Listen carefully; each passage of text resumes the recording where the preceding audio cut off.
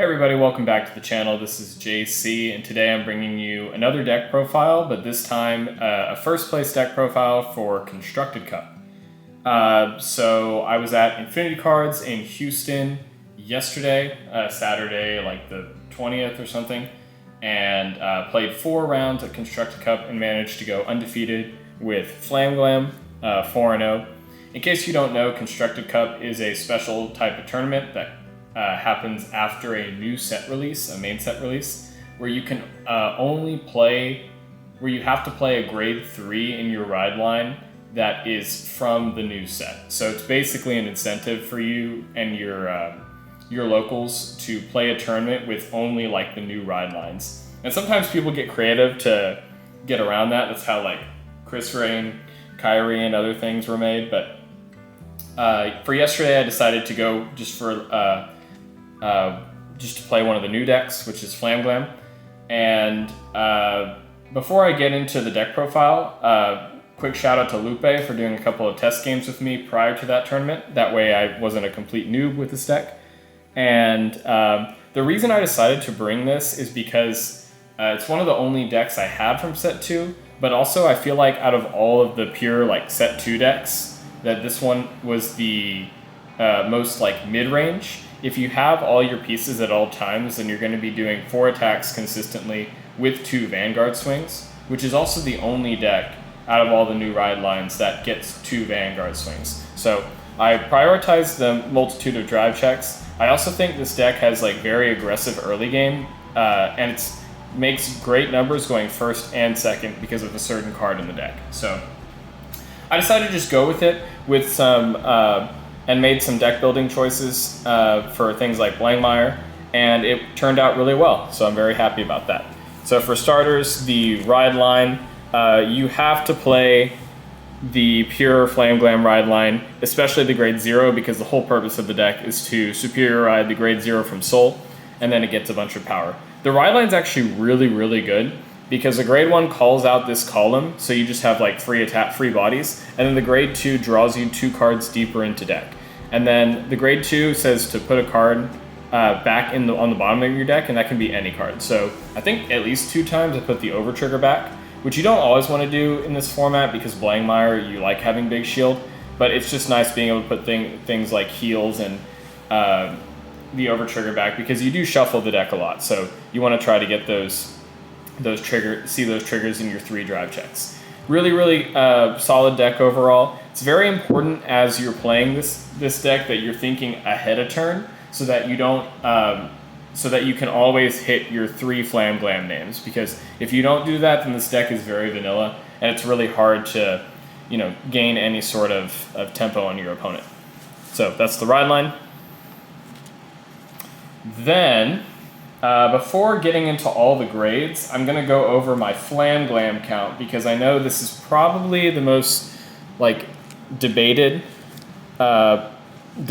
thing in this deck, is how much of each Flam MMe-Glam you play. And I actually max out on every single Flam MMe-Glam, including the grade 0. So I know some people only put 2 of this in the main deck, some people also only put like 1 of this in the main deck. But personally, I was like, I just never want to miss my grade 3 skill. I always want to be able to have 2 Vanguard swings, even if it means like having to call down the grade 0. And I want to have as many targets as possible for a grade 2 in the deck that looks at top 3. So hopefully y'all can see this. Yeah, I decided to max out overall. And yes, there were times where like having this in hand felt kind of bricky, but I also not once in this tournament whiffed on having 3 Flam MMe-Glam names. So I think this felt good. I mean, one day, if I ever play this deck again, I might go down to 2. And I think this will get cut completely once set 4 comes out, because of the new double rare that calls something from deck. But this felt good to me, and I wouldn't change it right now, because again, I just want to always be able to do what the deck wants to do. Then for the rest of the grade 3s, I decided to play Evergreen, because the way I saw it was that Blankmeyer and Zorga were like the scariest decks, and Blankmeyer in particular, most players are gonna, I think, shotgun their Divine Skill turn, and which did happen for the most part. And I played 2 Blangmire players, and both of them didn't wait that long to use their divine skill. And so my thinking was, I want to have big shield in the late game when Blangmire's already scaled out of control and I've already survived the divine skill turn. Because both instances where they attacked on divine skill, I just took it because I was at low damage and just had to hope that they didn't crit me out of existence. And this came up in both of the Blangmire games. Not really for Blang, because after their divine skill turn, you're just PGing Blang, but for the Zamoog columns, this became really, really important.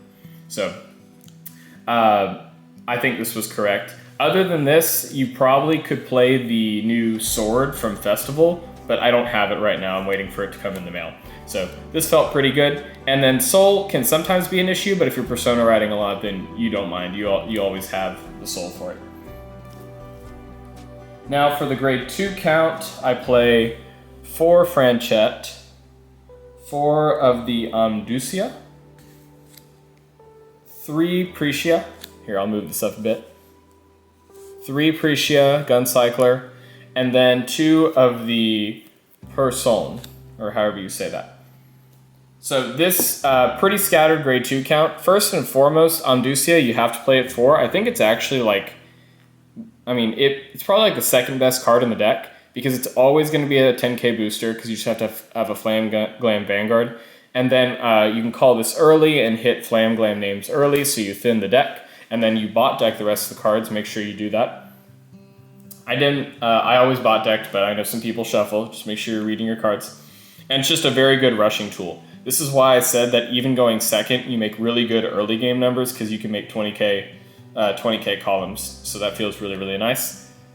By far, the best card in the deck was Franchette. And the main reason it works so well in this deck is because your ride line, the grade 1 calls the grade 1 and grade 0 from soul when it's rode upon. So that's called from soul. And then you just call this from hand and you already have 4 different names on board. So you can bounce back your ride line, you can get your 5k power. But more often than not, I would call Franchette and then I would call Amdusia behind Franchette so you have a 25k column. And then from there you can either bounce the Amdusia back or you can bounce the ride line if you don't already have a Flam Glam name. But this was the best decision. Like, some people don't play this, which I disagree with, and then some people play this at 3, which I understand. But for me, if I saw this in my mulligan, I felt like I was winning because the early game gets really, really good. And then having a card that gains power on its own in this deck is actually pretty important because this deck doesn't actually have the highest ceiling, even with Persona Ride. There is one card that helps with it, but without it, you just want to have, I think, more pieces that can gain power on their own. So very, very important to me. Then 3 Precia, honestly, this should be at 4, but right now Jack is borrowing my 4th copy, which is fine. It still came up enough because this deck does draw and drive check a lot. So Guncyclers are obviously good, but I would play it at 4. And since I didn't have 4, I ended up playing 2 of the Person, which actually did come up because I didn't want to not play this card because of Blangmire. I just wanted to have really, really big shield. So yeah, that was the grade 2 count. I'm pretty happy with it overall. Franchette was definitely the best card in the deck though. Without her, I don't think I would have done nearly as well. Then the grade 1s, grade 1 count is 4 Lycaris, and then obviously 4 PGs, which there is something to talk about with that. But before that, Lycaris is a very, very important piece. Outside of Franchette, I would say Franchette is something that if you see her, you're really happy and your early game is going to be really good. But Lycaris, in my opinion, is something that you have to see because Lycaris makes your grade 3 and grade 3 turn so much stronger. Actually, without this card, it kind of feels like a nothing deck, even with your second Vanguard swing. And then something that some people didn't know is that this card can actually be used at any point. It's not grade locked by your Vanguard. It just says when your Flam Glam Vanguard attacks. So if you go first and you have this and Franchette in hand and maybe even Amdusia, then you're going to have 23k columns. You're going to have 23k columns in all, 23k numbers in all of your columns, which is really, really, really strong. And then sure, you might get damage tonight at that point, but you're probably going to be fine. getting damage denied before your first grade 3 turn, going first, isn't that big of a deal. So, Almducia, yes, very, very important. And then most of the time, again, especially against Blangmeyer, I would bounce her back to hand from Franchette if I already had a Flam Glam in hand, because you don't want to have to get rid of this, especially if you don't see a second one. It's kind of like Blangmeyer's equivalent to if they don't have Alchemist, in my opinion. Then for normal PGs, I actually thought about this maybe an hour before I left for the Constructed Cup. The way I was thinking about it is I'm playing Transfer right now, which is a Blitz order, and I thought that was too important, like I wasn't going to cut that. And then I thought about all the other decks that would possibly be there, and none of them had some sort of like guard restrict skill. The only one I could think of that might have it is Zorga, based on how, you know, the opponent's building, but none of the most popular decks had some sort of guard restrict. So in my opinion, I was like, why don't I just play 4 normal PGs so that I don't like screw, because if I don't have to play Elementaria, I'm not going to, because I don't want to get screwed over by having Elementaria and Transfer in hand, which has definitely happened to me before in the past when I've played Transfer. So 4 PGs, I felt like that was definitely correct. So that's the grade 1s. And then the trigger count is very, very straightforward. I play 8 crits because crits are good and you do 3 drive checks a turn. 3 draws. This deck could technically, because of its attack pattern, play fronts and be much better off, because like then you turn 30k columns into 40k columns.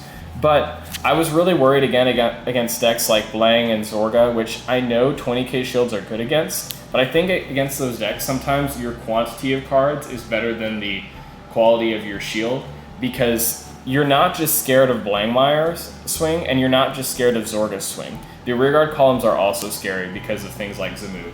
So I wanted to, when I hit defensives off of like getting hit by Blangmeyer or Zamug, have a higher chance of just drawing into more cards. And I was pretty happy with it. There was only one time I wasn't, and it's when I was close to deck out, but like it didn't matter. I won that game anyway.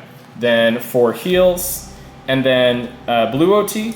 Now you could again play red OT in this deck because of the attack pattern. Like you're always going to have 2 rear guards left after your Vanguard swings, so that way you could do red OT and get some, you know, restand going. But I want to close out games, and playing 9 crits rather than 8 is just better. And then adding back PGs against Blangmeyer after they think that they've, you know, used up all your PGs is really good. And adding Persona Ride super important to close games, because again, this deck doesn't always have the highest ceiling. Awesome. So that was the deck. I actually really like Constructed Cup because, in my opinion, it's a really good learning opportunity of how to prepare for an event. Because if you think about it, when you're usually preparing for something like BCS or Springfest, really anything's up for game. Even like, sure, there's best decks in the format, but anything's up for game, and there's always like random picks that people bring just to try to do well or have fun. Whereas if you're playing in something like Constructed Cup, you know exactly what to expect, and so you can make more detailed deck building decisions for it, and you can test more efficiently. So I actually think Constructed Cup's a really good learning experience for people that aren't used to preparing for major events. And I think that's another reason why I was able to do well, is because I was preparing basically for just like Blangmeyer, Zorga, and the Mirror, and that's exactly what I played against. My matchups were round 1 Blangmeyer, round 2 Zorga, round 3 Flam Glam, and round 4 Blangmeyer again. So anyway, thank y'all for watching. I'm very happy about this win and getting this mat, and keep an eye out for more deck profiles, first thoughts, and other videos down the line. Thanks for watching.